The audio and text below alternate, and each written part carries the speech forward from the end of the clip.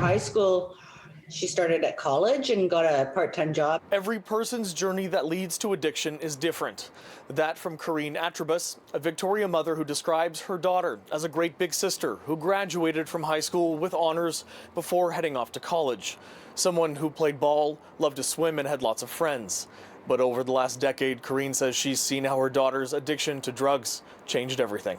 Started drinking, and drinking was her progression, because after the drinking, it proceeded into cocaine, then it proceeded into prescription pills, and then it proceeded to heroin. In the years since her daughter's addiction took hold, Corrine says she's been in and out of rehab and detox, survived overdose, and spent time living homeless. She's fully addicted to fentanyl now. It's fentanyl. There's no heroin, really. What is that like for you as a parent who's witnessed that progression over the last 10 years? You're grieving your child while she's still alive. It's been horrendous. She has two younger sisters. There's been times I wasn't in contact with her. I am in contact with her right now. She says if there had been a rehab facility that she could have had access to right away, that could have helped. But weeks-long wait lists, especially for women, left her with few options to help her daughter, who at one point asked to start a methadone treatment, only to discover that there were long wait lists at the time for that as well.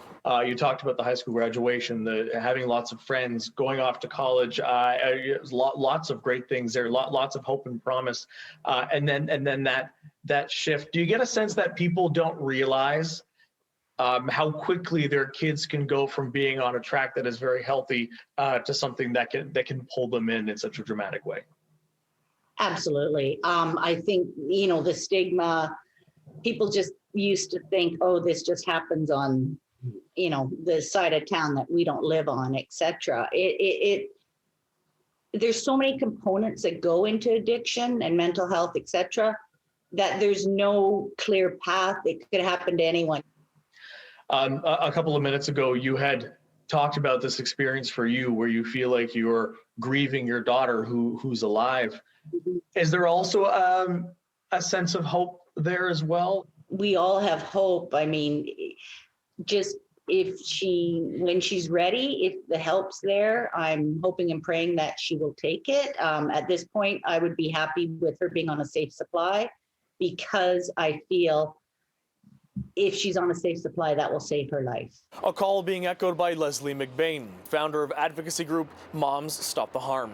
She says both the provincial and federal responses have big gaps in them, and that we need oversight of treatment like we have for long-term care, as well as a consistent safe supply. That is the one thing that will stop the deaths. And if we can get there, we will see a significant downturn in the deaths.